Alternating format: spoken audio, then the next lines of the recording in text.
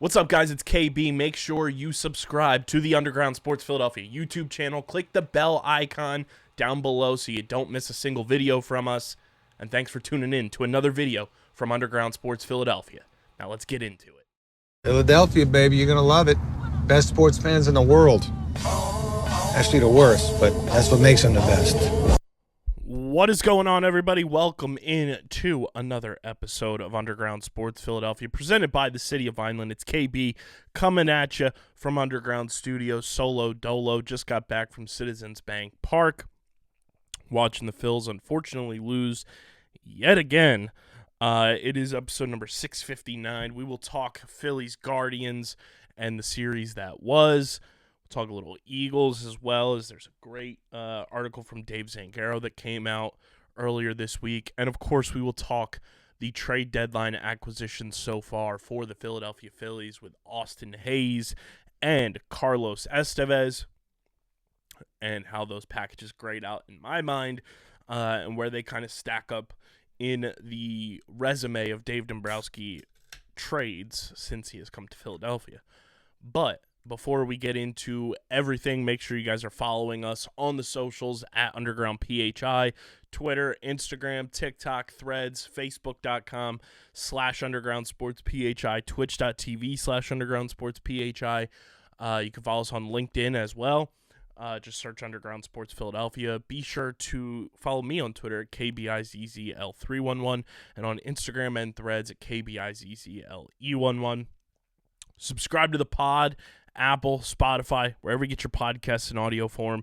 It really does help us continue to grow, guys. It really helps us reach new milestones and allows us to really push towards this becoming our full-time jobs the more you subscribe. So keep on subscribing on Apple and Spotify. Leave those 5-star ratings and reviews. Be a friend, tell a friend, share it with your people.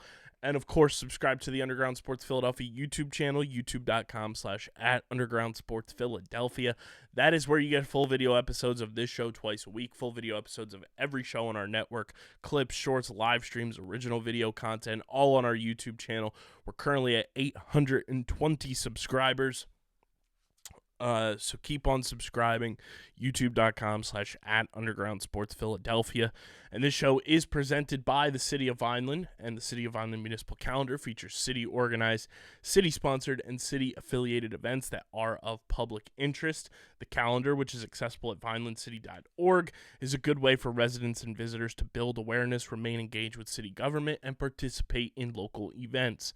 You can also follow the City of Vineland on social media via their Facebook, Instagram, LinkedIn, and YouTube pages.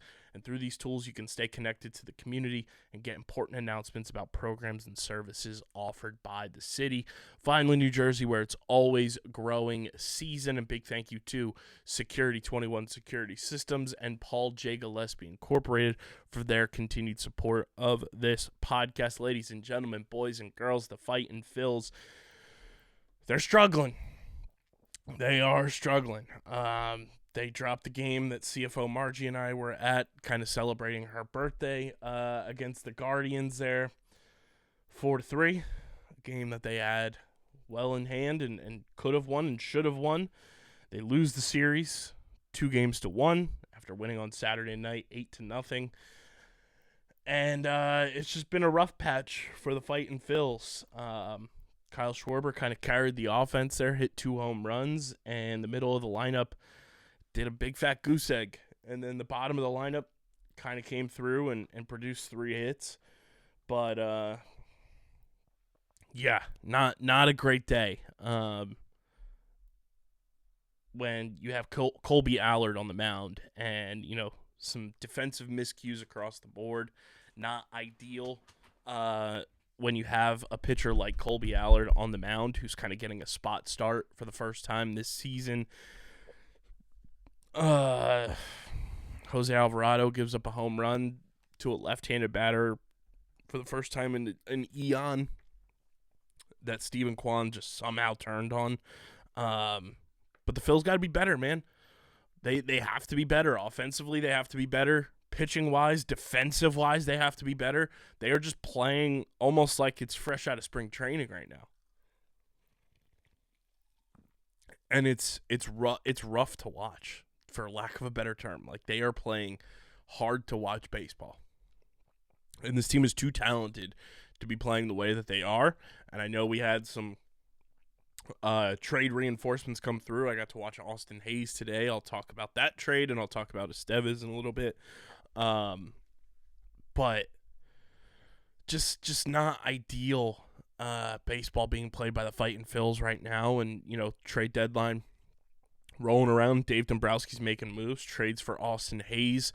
The first move of the deadline with the Baltimore Orioles, and sends Christian Pache and Seranthony Dominguez to Baltimore in exchange for Austin Hayes. I'm a Philly sicko, as you guys know, and Seranthony Dominguez was one of the players during the dark ages of Phillies baseball that he was a bright spot prospect. He was a guy that when he got called up, it's like, whoa, we have a dude who can throw some heat out of the bullpen and be a dude for us. I loved Seranthony.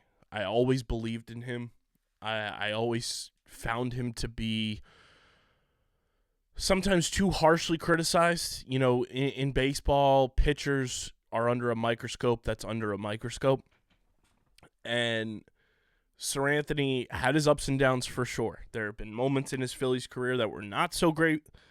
And then you look at the complete alternate side of the spectrum there, which was the 2022 playoffs. And Seranthony Dominguez is a player who I will always root for, who I will always support, who always will have my fandom. He made, the 2018-2019 seasons exciting in the bullpen.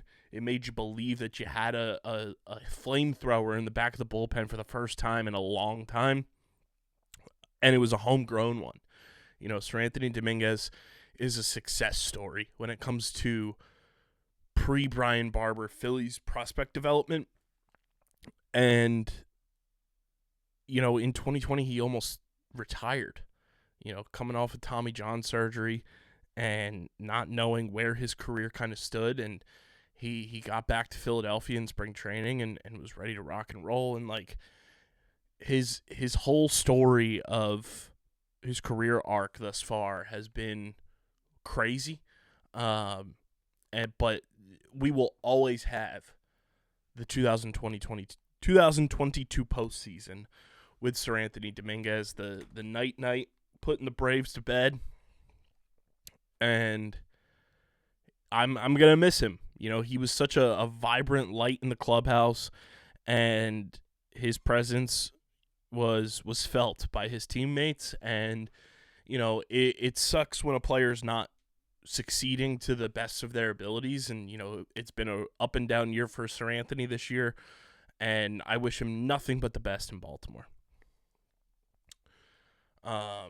Christian Pache, great vibes guy, excellent, demeanor, part of the Stay Loose and Sexy band that hopefully goes on tour one day. But unfortunately, now with his fourth team being the Baltimore Orioles, his fourth team, he just hasn't figured out how to hit. And when you have Johan Rojas on this team, who is still in that process of figuring out how to hit, and already hits a little bit better than Pache, he was kind of a clone and was taking up a roster spot. So he kind of becomes the throw-in. Seranthony Dominguez kind of becomes the main centerpiece going back to Baltimore in exchange for Austin Hayes. Austin Hayes. I'll just put it straight up for everybody. I don't like the dude. He's not a good person off the baseball field. To put it lightly. And I know people have different views and different opinions and whatever it may be, but we are all accepting here at Underground Sports Philadelphia. We are never excluding of anybody, and Austin Hayes is a bigot. He's posting these overtly over-the-top Christian Bible verses on his Instagram in a black and white photo of him down on his knee on the night of Orioles Pride Night. Like, that's not cool. That like, and I don't want to hear the people that are out there say, "Oh, wait until you see who such and such follows on Instagram," and blah blah blah. I don't give a fuck. They're not making it their personality. They're not openly promoting that they're not a good person. You know, they don't make it their personality. There's a way to go about things, and what Austin Hayes has done, and that happened this year. You know, it's not like it's a thing in the past or whatever. Like, that happened this year. That happened a month ago. You know, bigotry and hatred does something to you, and it ages you real well, because you can't convince me that Austin Hayes is younger than your boy. I'm 30 going on 31, and Austin Hayes just turned 29, and he looks like he's 36. He's not somebody that I am ever going to really, like, root for. If he performs well for the Phillies, cool. But he's somebody that, like, I genuinely can't wait until he's off the team. I don't think he's that great of a player either. Like, he's fine. But he's not a move the needle, game changing type of player to me in the grand scheme of where he's going to fall into this Phillies organization right now. You know, he's a platoon bat to me, and I don't know how it's going to work out. But, you know, coming into the trade this year, he's got 3 home runs, 14 RBI. He's played in 63 games, 18 runs, 40 hits, 13 doubles. He apparently hits lefties well. Jason Stark tweeted that if he played in Philadelphia instead of Baltimore over the last 3 years, he'd have 11 more home runs to his career. I don't know. I just... He's not somebody I am, like, over the top excited for as a player or as a person. And just on a strictly baseball trade, I understand Sir Anthony wasn't getting the job done for you, so you move on from him and you get a guy who you feel can contribute to the team. But on a surface level baseball trade, to me, it's like a C. It's a C trade. It's not the best trade ever. It's not the worst trade ever. It's like a C type of trade. Vibes level, it's an F, because Sir Anthony and Christian Pache brought the vibes, and Austin Hayes just looks like rotten milk. But yeah, baseball term-wise, it's like a C trade for me. It doesn't get me excited, but it doesn't, like, disappoint me from a baseball perspective. So we'll see how it shakes out there. And then the Phillies also made a trade, and he won't be reporting until the Yankees series, but Carlos Estévez from the Los Angeles Angels of Anaheim, in exchange for 2 minor league pitchers. I like this trade a lot. I think Carlos Estévez is a very talented bullpen pitcher. He throws heat. He doesn't walk batters when he's on the mound, and I think he's going to be a very valuable piece in the back end of this bullpen for the Phillies down the stretch. You know, you trade Sam Aldeguerri and George Clausen for Carlos Estévez, 2 guys who were at Jersey Shore this year. I feel like you cashed in the ticket on them probably at the right time, kind of at the peak of their hype and their what everyone calls helium. Because those are 2 guys that I feel like are like 3 years away from potentially sniffing the major leagues. And now you give them a little bit more time in Anaheim to develop and see what they can become, while you get a guy like Estévez who can come into this team in the back end of this bullpen with Jose Alvarado, Jeff Hoffman, Matt Strahm, and Ryan Kerkering, and you have a nasty 5-headed beast in the bullpen. I like this trade. This is one of Dave Dombrowski's best trades, in my opinion, since taking over as the president of baseball operations for the Phillies. I grade this trade like an A-. I think this is a brilliant trade. I really like it. I think Estévez is going to be beloved in Philadelphia. I think he's a great personality. There was rumors a couple years ago the Phillies were trying to sign him in free agency. Dombrowski came out and said that was the case, but then they signed Matt Strahm. Now you have them both. There was rumors last year that the Phillies were trying to trade for him. It just never came to fruition. And I think he's going to be a good addition to this team, and he's having a great year so far this year. Looking at his stats right now.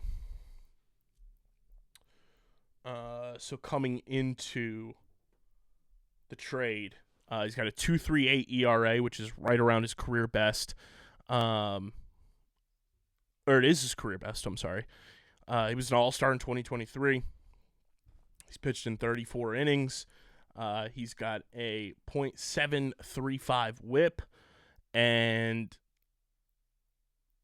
he doesn't like instill like nervousness into the fans. Like, he is a guy that if he's coming in, like, you're feeling good. And I like his energy, I like his vibes, and I think he fits in perfectly with this team, with the city, and I'm very excited for Carlos Estévez. I think this is a brilliant trade by Dave Dombrowski, and you get in on the bullpen market early before deadline day when the prices could be exorbitant. I really like this move a lot, and you didn't mortgage your future. Like, you gave up two guys who are in high A, and I know a lot of people like George Clausen. I know a lot of people like Aldigueri, but you cashed in those tickets, I think, at the right time. It's not like you gave up a Justin Crawford or Aiden Miller or Andrew Painter or anything. I really do think they did a great job with this trade, and you know, there's your bullpen replacement there for Sir Anthony, and hopefully there's some more bullpen, some more hitters on the way. But I like this trade a lot, and this is like, especially if you're able to re-sign Carlos Estévez, this becomes a brilliant trade, and hopefully it's not, you know, he walks in free agency. But you also got to remember the Phillies still have to re-sign Jeff Hoffman, so that'll come into play as well. But hopefully they're able to re-sign him, and you know, he's a prime example of somebody who got away from Colorado and started pitching well, and Colorado kind of wonky with his numbers for sure. But, you know, I'm excited for Carlos Estévez to be a Philly, and I think he's going to bring a presence to the back end of that bullpen that's kind of calming, and really be somebody that the Phillies can rely on down the stretch of this season in the back of the bullpen. Those are the two trades so far. Phils are looking to get back on track. Hopefully they do. It's going to be a tall task with the Yankees coming to town. Back-to-back, like, quote-unquote World Series previews before they hit a 10-game road trip out west. And I'm yawning because I'm already exhausted knowing what my sleep schedule is going to be with West Coast Phillies and Phillies After Dark in August. But I do want to talk some Philadelphia Eagles, but before I do, I want to talk about some of our awesome pals. Number one, our awesome merch partners at PHI Apparel Company, the best merch in the game. You want to rep the Fightin' Phils, you want to rep the Eagles, the Flyers, the Sixers, the Union. PHI Apparel Company is the place to do it. They have the best merch in the game, and they have Underground Sports Philadelphia merch too, the exclusive home to Underground Sports Philadelphia merch. So go to phiapparel.co, click that link in the description, fill up your cart to the gills, and when you go to checkout, use code UNDERGROUND, and you get a generous 10% off your next merch order from PHI Apparel Company. That's phiapparel.co, and use code UNDERGROUND for 10% off your next merch order. When you get your merch, tag us in the post. We'll repost it everywhere. Go get your Underground Sports Philadelphia merch, phiapparel.co, 10% off with code UNDERGROUND at checkout. I like this story from Dave Zangaro with the Philadelphia Eagles and Devin White. Said it in a press conference, I believe, after training camp practice. why Devin White started a group chat with Jalen Hurts and A.J. Brown before they got to training camp. Group chat is titled Accountability, where Devin White said, I just sent them an empty glass, a picture of an empty glass, and before they could text back, I just said, hey, let's pour into it every day, one day at a time, just pour into it. That's kind of how we started, and then everybody chimed in and gave some food of knowledge, and we just went from there. I was a huge fan of this signing. People were not as excited about the Devin White signing when it happened. I don't know why. He's a former top 5 draft pick. He's a Super Bowl champion. He made a Pro Bowl. He's obviously had some low points in his career too, but Devin White is so talented, and I think him in a Vic Fangio defense is going to be so reinvigorating for his career. And this just shows me that a guy coming in from the outside is ready to put his best foot forward for his own career and hold himself accountable, and knows, obviously with the Bucs playing the Eagles in the playoffs last year, knows this Eagles team went through the ringer and then some last year, and wants two of the leaders and faces of this team to be on that same page and hold everyone accountable and be ready to rock and roll.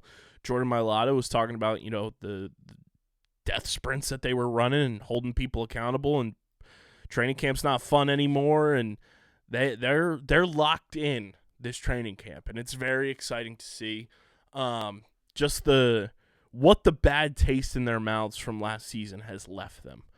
And to see how laser focused so many guys on this team are, and to see Jalen Hurts stand up for Nick Sirianni when he's getting asked about their relationship from reporters, and to see Jordan Mailata stepping up as a leader now that Jason Kelce is no longer on the team and has retired. Jordan Mailata is stepping up as that leader on the offensive line along with Lane Johnson, who has been a focal point leader for this team for over a decade. To see somebody like Devin White come in from the outside and become an instant, holder of accountability and a leader by example is very cool. I think we've seen a lot of maturity and leadership from C.J. Gardner-Johnson, which is very exciting to have him back and what he's going to bring to the table for this team.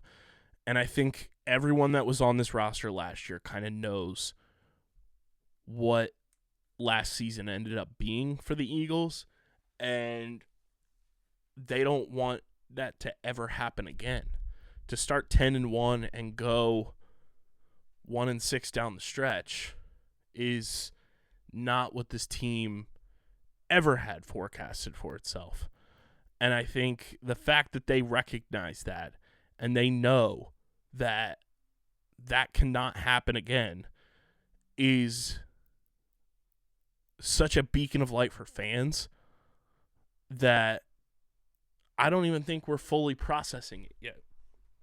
We're not fully locked in to the fact that this team is on a mission. And I mentioned it on the last episode. Like, they are the team with big expectations, yet they have an underdog chip on their shoulder.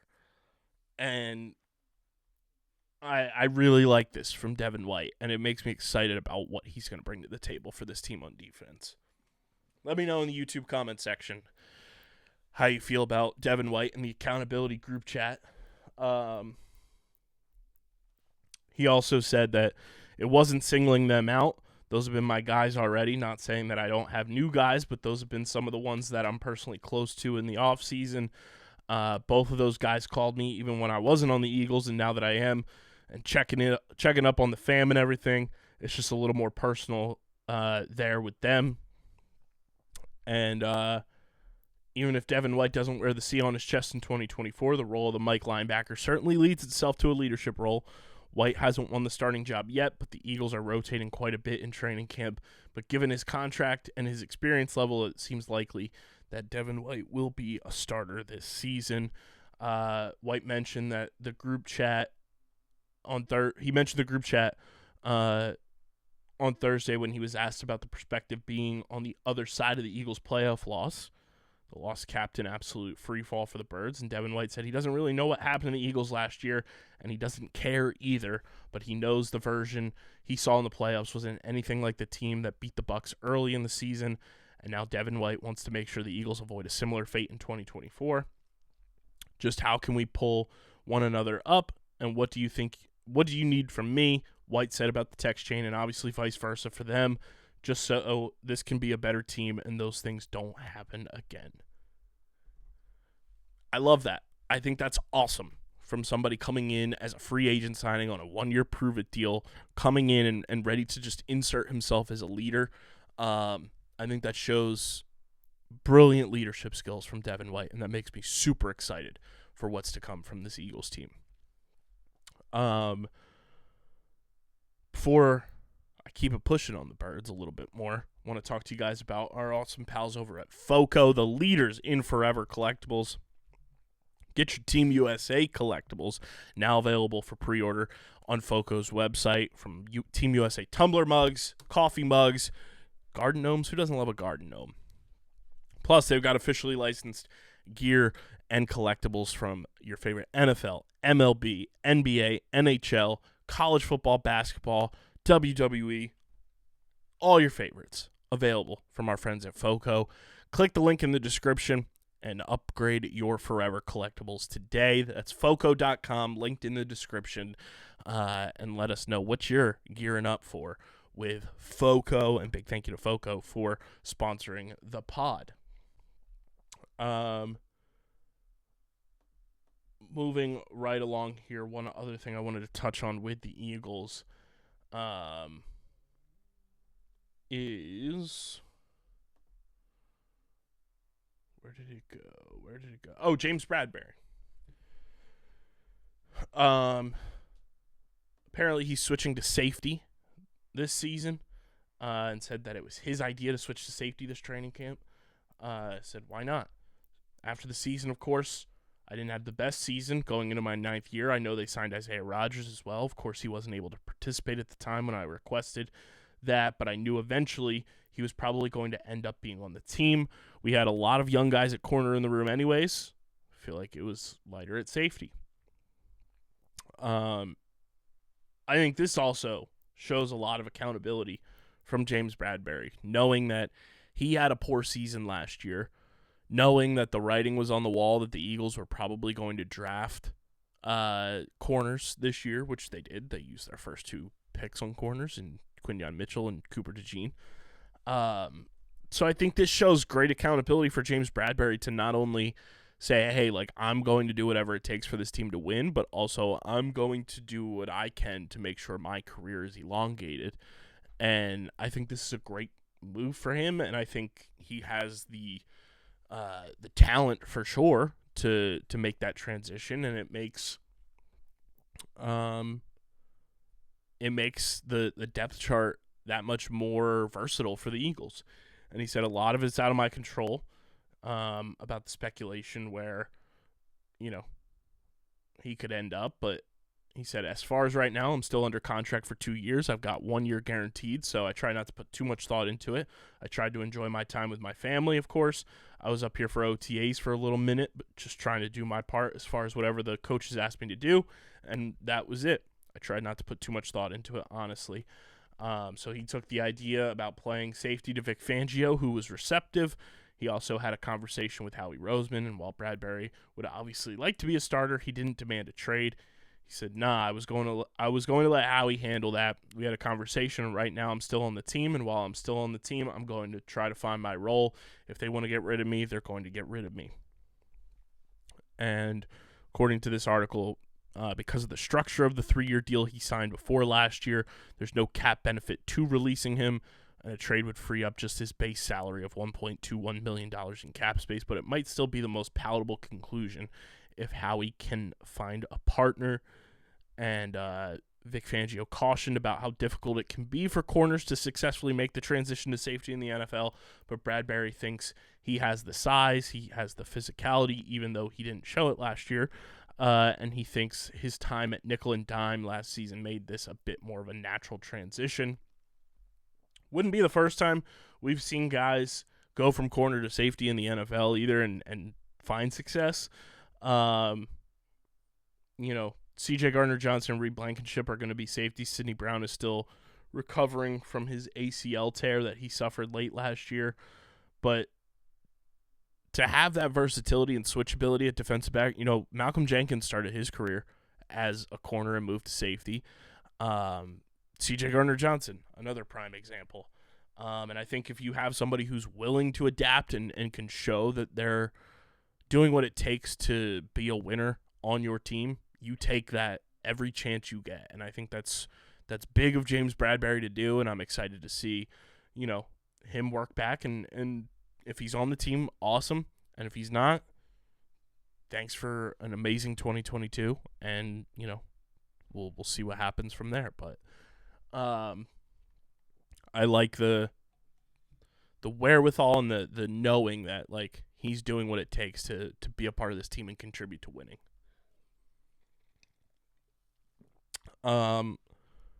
Make sure you guys are also subscribed to Light the Flame and Olympics podcast. That is the Underground Sports Philadelphia Group Project podcast where we are covering the Olympic Games all summer long for you. Every single day an episode coming out that you won't want to miss. So be sure to subscribe to that. Click the link in the description. Subscribe. Leave a 5-star review. All the video versions of the episodes will be on our YouTube channel as well. So you won't miss out on anything there if you're subscribed to the YouTube channel. And subscribe to the RSS feed, Apple, Spotify, and check out all of our Olympics coverage. The best fan analysis out there. Already so many people subscribing and downloading, which has been awesome to see the reception to it. It's been great. Subscribe to Light the Flame and Olympics podcast. And that's all I got for you guys on this episode. Next episode, we'll break down whatever the hell trades happen. We'll break down the Yankees series. Get ready for Phillies After Dark. Talk a little Olympic hoops with Joel Embiid and seeing how Team USA is faring. We'll talk a little Matvey Michkov next episode as well. As he's been in town and allegedly thrown out the first pitch on Monday. So we'll see how that all goes down and shakes out. But make sure you guys are following us on the socials. Twitter, Instagram, TikTok, Threads, Facebook, Twitch, LinkedIn, at Underground PHI. Follow me at KBIZZL311 and KBIZZLE11 on Instagram and Threads. Subscribe to the podcast feed, Apple, Spotify. Leave a 5-star rating and review. Subscribe to the Underground Sports Philadelphia YouTube channel, youtube.com/@UndergroundSportsPhiladelphia. Let's get to 1,000 subscribers before the end of the summer. Let's make that happen.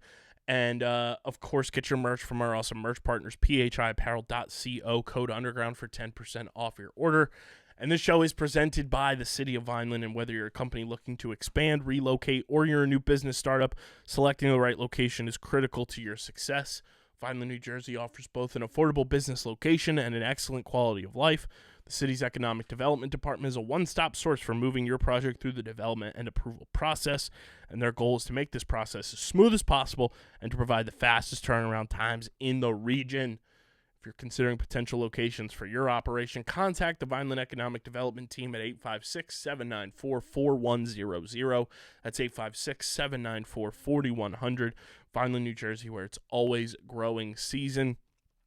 And big thank you to Security 21 Security Systems and Paul J. Gillespie Incorporated for their continued support of this podcast. This has been episode number 659 of Underground Sports Philadelphia. I'm your boy KB. Catch you guys on the next one, but until then, I'm getting the heck up out of here, and I'm signing off. Peace.